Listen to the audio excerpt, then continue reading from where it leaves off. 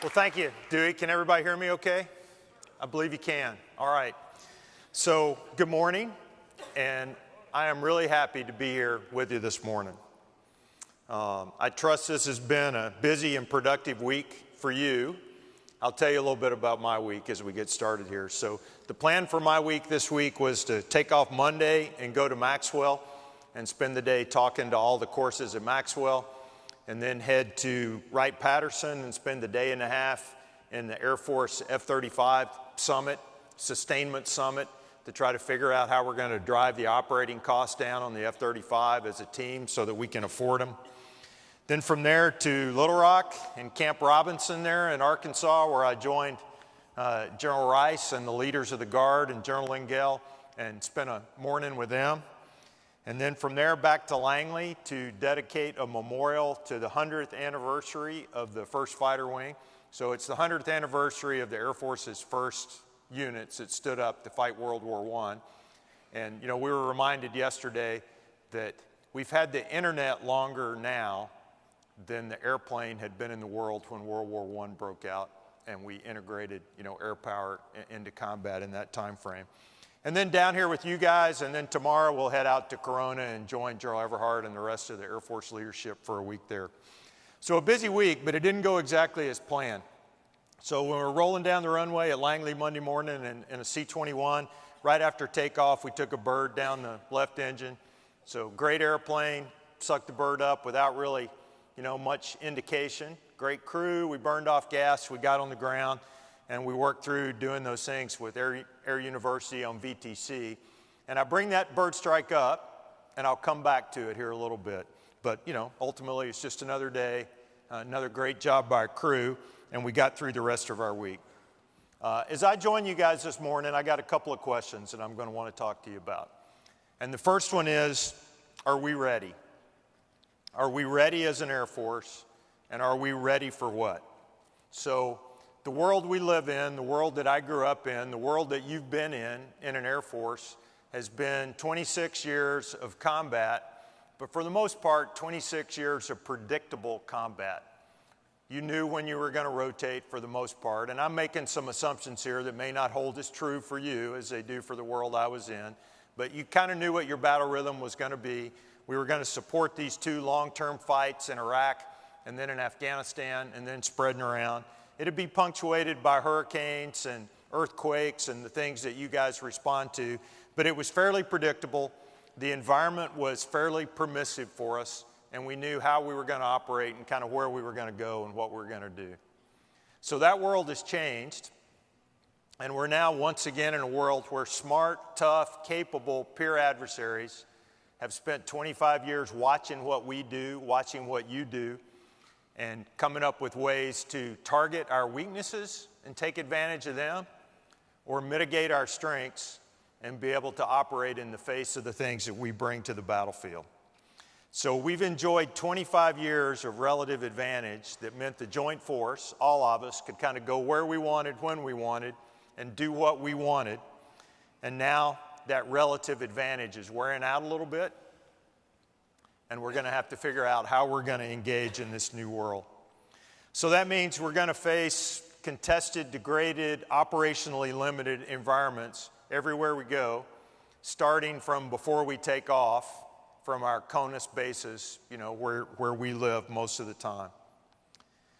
When I work with my Army counterpart, one of them is General Dave Perkins down at TRADOC across the river there from us at Langley. We're talking about how we'll operate in that world together with the Army. And we're talking about the Army's idea of multi-domain battle. You know that our chief has us working on multi-domain command and control and how we'll put those things together. And what we've said is, you know, what we really have to start with is how will we define this new battlefield? We'll figure out how we're going to fight in it. We'll figure out doctrine. But the first thing is, what's different about this battlefield than the ones that we faced? And so for me, it comes down to we're going to face off against people that have the same ISR tools that we do. So we've had the advantage of knowing more about the enemy than they knew about us. But now peer adversaries can launch their own kind of capable national technical means. Commercial industry is fielding satellite constellations that'll provide imagery close to what we get from our national constellations to anybody that can pay for it, both optical imagery and radar imagery looking through the clouds. So that's out there for everybody to know what's going on, where it's going on, and be able to precisely locate it.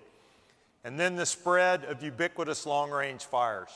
So we also lived in a world where our enemies did not have precision weapons, but now they have precision ground fires with missiles, cruise missiles, ballistic missiles, and long-range artillery, and then precision air fires to bring against the joint team. So the combination of ISR on a par with what we field, and then long-range fires that can reach all the way across that battlefield means three things to me about how we'll define that battlefield. The first is that there are no more boundaries.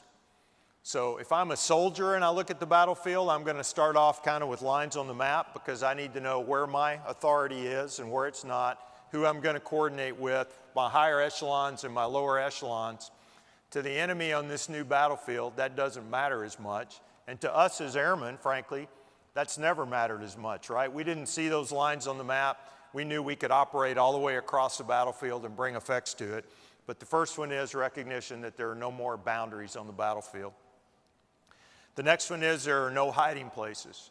There's no place that you can hide from that unblinking eye that national means, commercial means, and the third one I left out is the publicly available information that's out there, on the web. Did you know that many of our headquarters now use tools, data miner is one of them, that they're finding out what's happening in the world faster through Twitter and other means than they are through our intel. So in the Joint Staff, they have a rule set that if you see more than a certain number of tweets on a subject, it's probably true. And last year when we lost an F-16 there in the Andrews area, the Joint Staff called the command post there and said, hey, tell us about your F-16 that's down. And they said, what? Because they knew about it first from the social media reports of an airplane being down before the word had made it back to the command post. So because of those things, no boundaries, no hiding places, and no sanctuaries.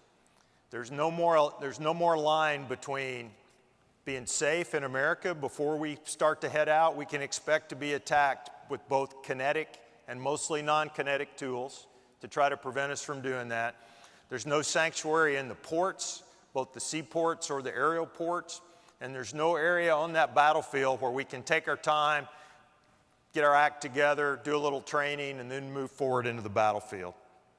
So what that means to me is that if we're going to win on that battlefield where we face adversaries with pretty much equal capabilities to us, we're only going to be able to win if we can operate at a speed and with initiative to drive a tempo that the enemy can't keep up with. That's not the way we've been operating for the last 15 years.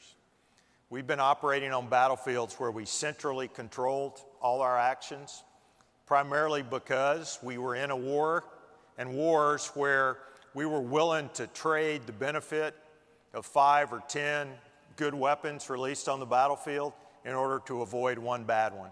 And so we centrally controlled what we did. We centrally controlled where you move people around to.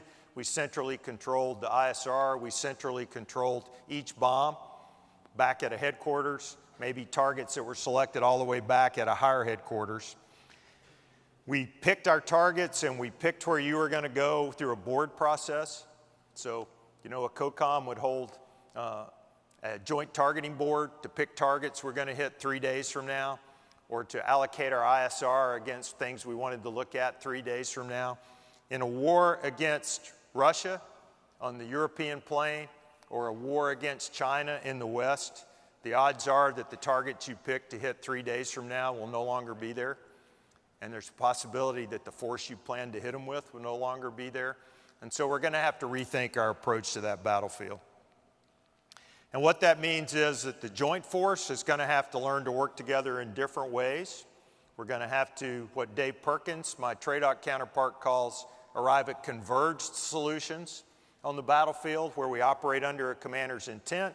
We pass that intent down clearly all the way down to our young leaders on the battlefield, and we expect them to make choices and make decisions within that criteria and move out and accomplish what we ask them to do. So our joint components are going to have to operate more independently. And as I was getting ready to come down here today, I had a blinding stroke of the obvious that said, hey, you know what? Our air components, the components of the Air Force, are going to have to do the same thing. So let's talk about that for a minute. We typically operate independently across the battlefield between the things that make up the Air Force. So, you know, in the past, the MAF was controlled primarily from a TACC or from an AMD out in one of the COCOM's theaters.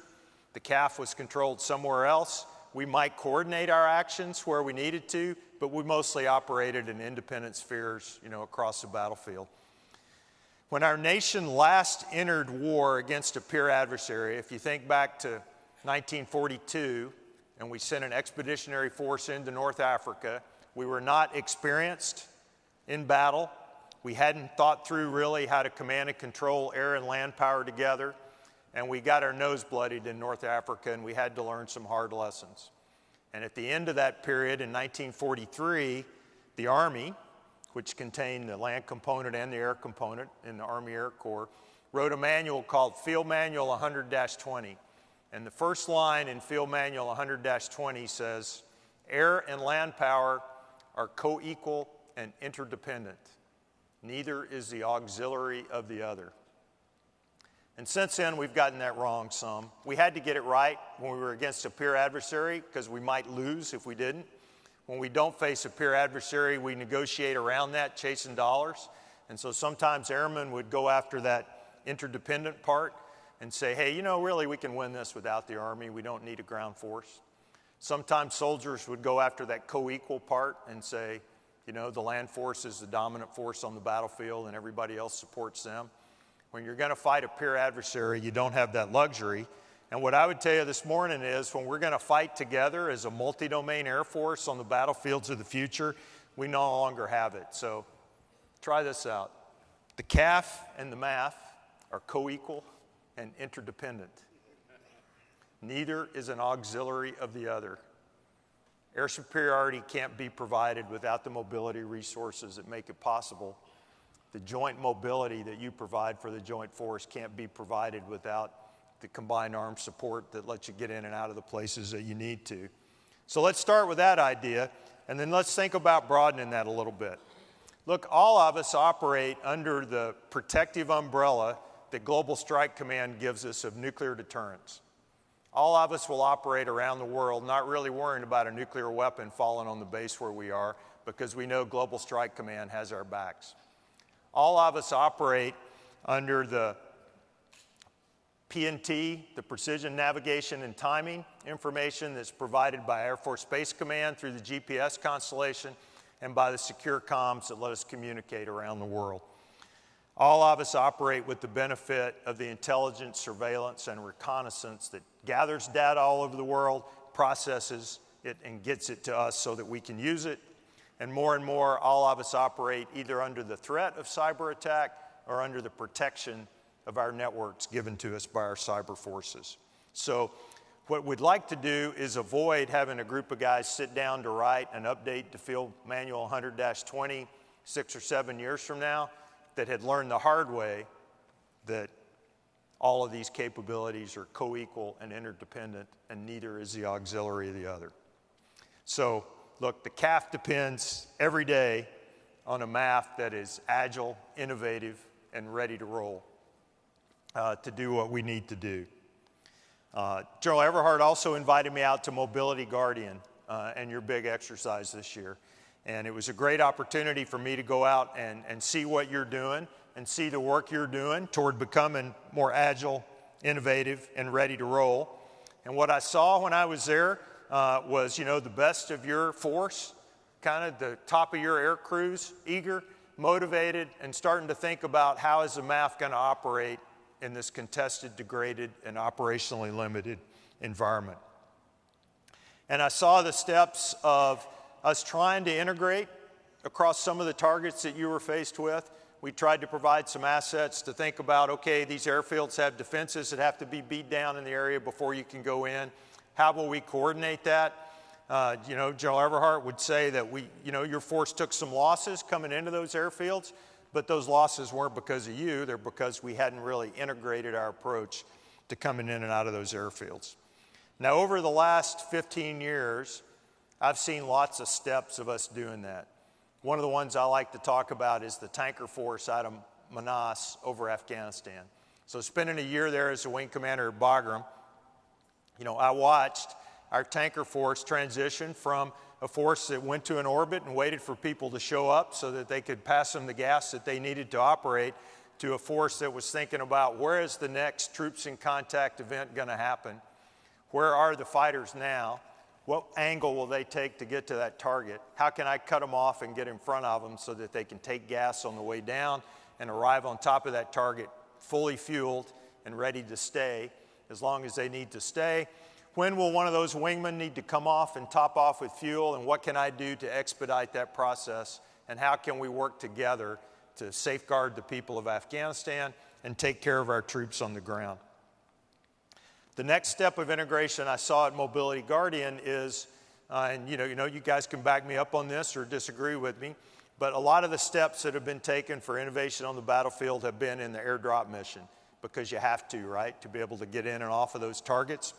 So I would say that it's possible that elements of the MAF are really better integrated with the Army right now than you are with those elements of combat power that the Air Force brings, that we're going to have to work together to take care of that. But I'll tell you, the thing I was most impressed with when I was there was the steps that you're taking to put your young leaders out front, to put your young leaders in planning that whole exercise and in leading the execution of it every day. Weapons officers, aircrew commanders, instructor pilots driving the response to what you're going to do. So what are the next steps for that, and how are we going to work together? And if we believe that we're co-equal and interdependent and that we're going to have to coordinate better on what we do, one of the things I'd like to invite you to do is participate in the adaptive basing exercises that Air Combat Command is starting to do. So to get after that role for young leaders, we're providing some exercises where we're sending a captain or a young major out with a multidiscipline force from the wing with the things they need to maintain and operate an airfield, and go out for a short time, catch airplanes, operate, plan, do a mission, and then turn around and come back. It's a great opportunity for us to work together to do that, and we're going to have to do it on the battlefields of the future because of the things we talked about and the way it's changed. So instead of having a giant base in the Pacific that's well defended and that you can depend on rolling in and out of there, every 3 or 4 minutes apart, and all the things that we've learned how to take advantage of your capabilities, I can imagine a world where I'm going to send a young aircraft commander out with an airplane full of fuel, bladders, a defender force to secure the airfield for the short time, the fuel guys to do a FARP and either pump gas out over the wing or pump it out over the wing into a bladder and leave it behind, to coordinate to meet 4 F-22s or F-35s at some barely improved airfield. You might even airdrop the defenders down on there before you come around and land so that they can make sure that the security is there and that the airfield is safe to land on. Land, kick 20 people out the back and maybe a fuel bladder, fill it up. 4 F-22s land. Everybody's listening to global comms to find out whether missiles have been launched yet. I can envision a countdown. You got 15 minutes to get out of there with your whole force now before the next missiles start to land and move on to the next place. That's the kind of integration I think we're going to have. And to make that happen, it's going to take the young leaders that I'm talking to here in this room. So as we started down this path, we got some letters that the chairman sent out to his service chiefs to talk about what they need in leaders in the future. And these are letters from 1941 from Admiral Ernest King when he was the Atlantic Fleet commander before World War II broke out. And he wrote a letter that said basically to his naval component, hey, there's a war coming. And we're not prepared for it because we've been telling everybody what to do, how to do it, where to do it, when to do it, instead of leaving them room to be able to operate with the independence that it'll take in the face of a determined enemy. And here's a paragraph from his letter. It says, if subordinates are deprived, as they are now, of that training and experience which will enable them to act on their own, if they do not know by constant practice how to exercise initiative of subordinates, if they are reluctant or afraid to act because they are accustomed to detailed orders and instructions, if they are not habituated to think, to judge, to decide, and to act for themselves in their several echelons of command, we shall be in sorry case when the time of active operations arrives. That's kind of where we are right now. We have taught you to operate in that system, and now we're going to have to teach you to operate outside of that system. So Admiral King wrote another letter about 6 months later, and the second letter said, hey, I meant for all that initiative to be thoughtful initiative. And you can only imagine the series of events that may have happened between those two letters. You know, the things we deal with every day. Last week we had a MC-130 at an air show that was damaged, by all things, by a flying hot dog cart. It's the end of an air show, windstorm came up, picked up a vendor's hot dog cart, blew it across the ramp into a propeller, and we're out, $577,000 to replace the propeller on that C-130. I wrote the wing commander a note and said, so your airplane survived war with ISIL and the Taliban and was taken out by a hot dog cart. This is why I hate air shows as a commander. So you can only imagine what happened in between those two letters. But look, that's the price of doing business, right? That's how we learn. And what we're working to do is to give our junior leaders the opportunity to get out and learn those things, to provide them with enough guidance to do that and not so much that we tell them how to do things. And if we're going to be co-equal and interdependent, it's time for us all to get to work. So going back to that bird strike, here's my second question that I want to talk to you about. So after that bird strike, I was kind of thinking through the series of events that made that possible, that made it possible for me and Hawk Nordgren, my aide-de-camp, and that C-21 crew to come together at that place and time just above the runway at Langley with that bird. What are the odds of all that happening and coming together? And what made me think about it was I was late that morning, and I got to base ops, and I'd left my hang-up bag at home, so I had to turn around and go get my hang-up bag and run back to the airplane. If I hadn't been late, would we have come together in three-dimensional time, all in that space and hit that bird? Or might something else have happened? And then that led me to thinking about really all the coincidences in life that bring us to the point where we are now sitting together in this room. The twist of fate that I volunteered to do something one day and met the woman who became my wife and I've been married to for 33 years because I volunteered to go be a part of that, event that was happening today, and I ended up standing next to her at an event that I might not otherwise have been to, or it might not have happened. But more than that, the twist of fate that means I'm standing here, with all of you folks. So from the University of Tennessee, I went to Tennessee. I walked on to try to play football. I found out I was small and slow but lazy. Other than that, I had everything they were looking for in a Division I football player. I knew I had to learn a trade. I needed some help with the money. I went down to our cooperative engineering office where they match you with work. And by just fate, I got placed in the aerospace industry down here in Florida on the coast, about 60 miles east of here. I got placed with NASA at Kennedy Space Center. My boss was an engineer, member of Tennessee's 1951 National Championship football team, who took an interest in me, as a person, and started teaching me the work ethic that was going to be required to be a success. The Patrick Aero Club allowed NASA employees to fly in the Aero Club. I went to fly with a friend and started learning how to fly. I took the oath in a Navy delayed enlistment program to go to OCS and flight school in the Navy. And in a battle over one of my eyes, we parted ways. I found a recruiter in the Air Force that had done everything except get a guy with a bad eye a pilot slot, and was innervated by that challenge. Anyway, you see where I'm going here. And then all the teammates that I've had, all the teachers that I've had, all the people that I ran into all around the world that ended up with us being here together in this room. And you have your own story, right? You have your own set of circumstances. You could have gone lots of different ways, and yet here we are all together. So my second question to you is, why are you here? You know, is it just luck? Is it just fate that we end up here together? Or is there some reason why you're here and why you're a part of this great Air Force? At our last Air Crew Summit, we took a brief from a young captain that's in the Chief's PhD program for captains. And he kind of distilled down what he called the value proposition for why we serve. And he says, okay, look, there's a whole lot of pieces of it, but you can kind of dumb it down to this.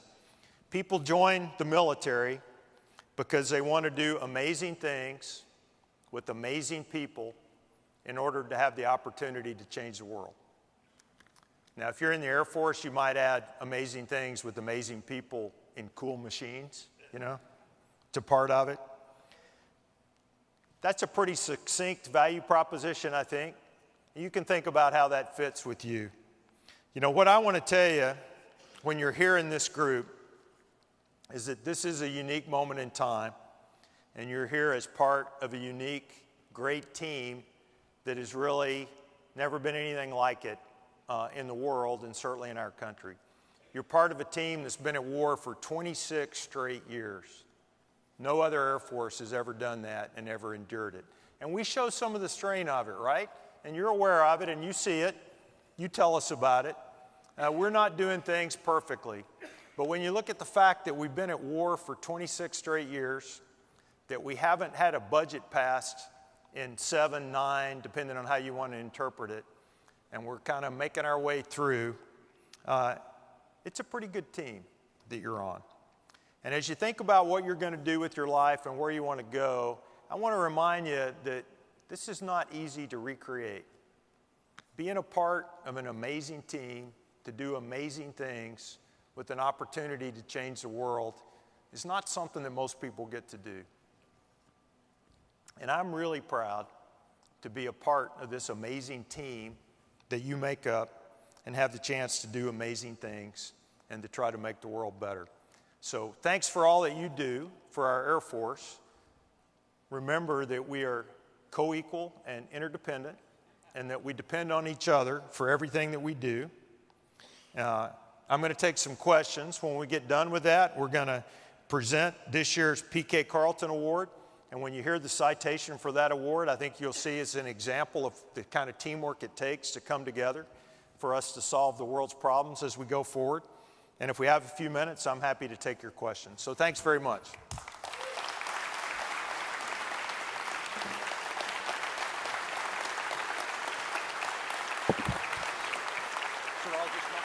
Sure. Yep. Thank you very much, sir. Sir, if I may, right before you take a question, I noticed that we had someone walk in while you were speaking. Ladies and gentlemen, if you would please help me recognize the Commander of Air Education and Training Command who just joined us, Lieutenant General Darrell Robertson. General.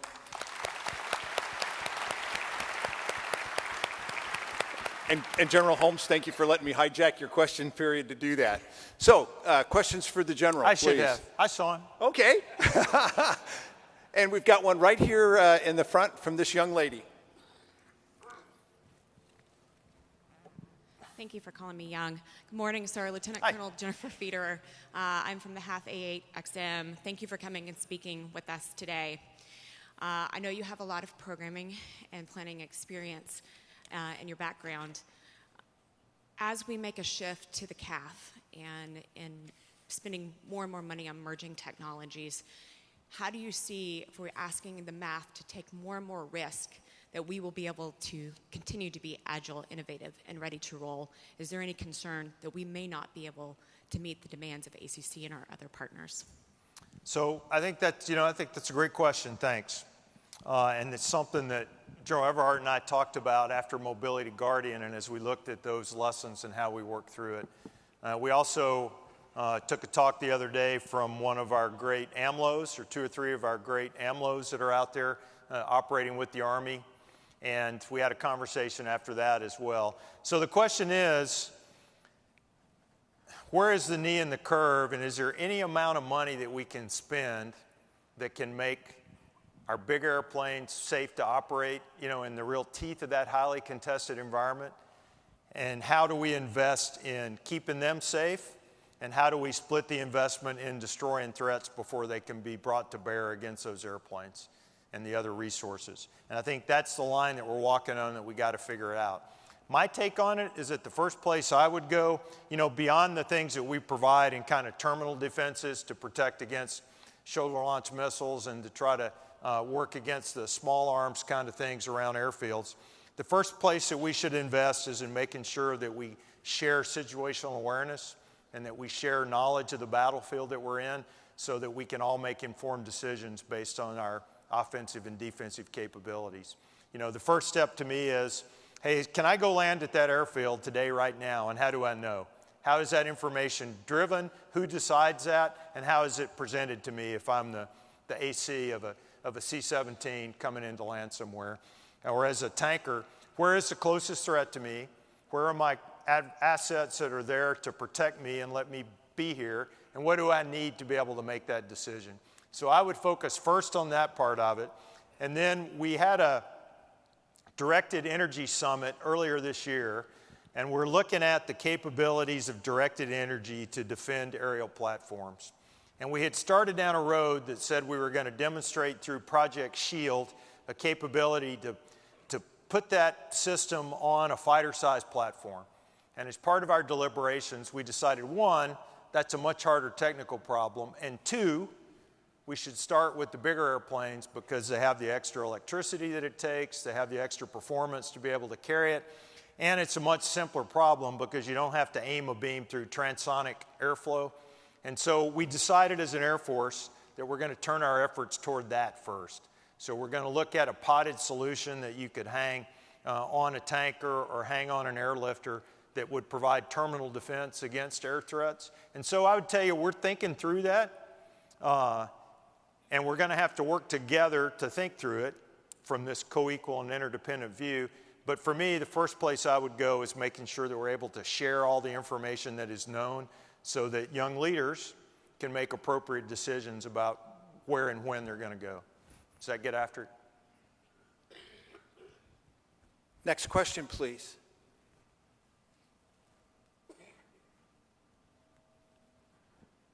Right here on our, your right, General. Good morning, General. Major Nate Kitsky from Future Concepts Branch on the AMC staff. Sir, do you see a future then of maybe these potted modular solutions being able to go on fighter aircraft and then being taken off and put on mobility aircraft as well, and having modular solutions that would bring multiple capabilities that might be beyond just what mobility aircraft typically did, things like alternate PNT, command and control, etc. Yeah, I do. And I had in my talk, one of the things I wanted to talk about, and I left it out, is, again, as your boss has talked about, and I don't know, you may have told it to him in Advanced Concepts, maybe that's where he got it. But the idea that, hey, as space becomes more contested and our PNT information is hard to count on, there's the fact that, hey, there is always a bridge of your assets, right, that reaches back from the CONUS in a connected line all the way to the closest point to the battlefield, whether that's strat airlifters moving back and forth or whether it's that tanker bridge. There's a link that we could take advantage of, and we do a little bit with some of the capabilities we have. But should we invest in being able to take that precision timing signal, which is the first step in having precision navigation, and be able to present that forward one link at a time, air to air, all the way across? And I think absolutely we should. I think there's a world for potted electronic combat solutions to deny knowledge to the enemy of where the assets are, maybe to make them look like each other so that they don't know exactly what they're dealing with their passive systems, because we're decoying and making one airplane look like another. And then again, I think if you start with the airplane that has extra space, extra power, extra cooling air, and you use that to work out these solutions, then over time we'll make them smaller where they use less power, less cooling air. We'll work out that how do you aim them through transonic airflow, and eventually maybe we'll make it down into the fighter-size aircraft. But I think all those things should start with you. Okay, and ladies and gentlemen, we have time for one more question, please. In the back left, General, way in the back. Morning, General. How you doing today, sir? Colonel Great. Ethan Griffin, Eagle Wing, Dover Air Force Base. You spoke about getting inside the OODA loop and the targeting process that we have presently. Do you envision massive changes to our ATO cycle and our entire CAOC structure, which is really built around that 24-hour period? And how do you balance that with maintaining our allies, which inherently slows that process down? Thanks. Thanks. Another great question. So that's kind of at the heart of multi-domain command and control, and also at the heart of multi-domain battle. And I think we're going to continue to have some big nodes where a commander lives and where all the information comes to, and where they're trying to do their best to think a step ahead of the enemy. But I also think that contested communications, contested airfields, that we're also going to have to equip the nodes out there with an ability to operate when that AOC is not connected to them, or maybe is relocating because it's been attacked or something else. We're going to have to spread that down to where we can do some planning and execution at different nodes. I took a brief from a DARPA project that's looking at exactly how you might do that and doing some experimentation.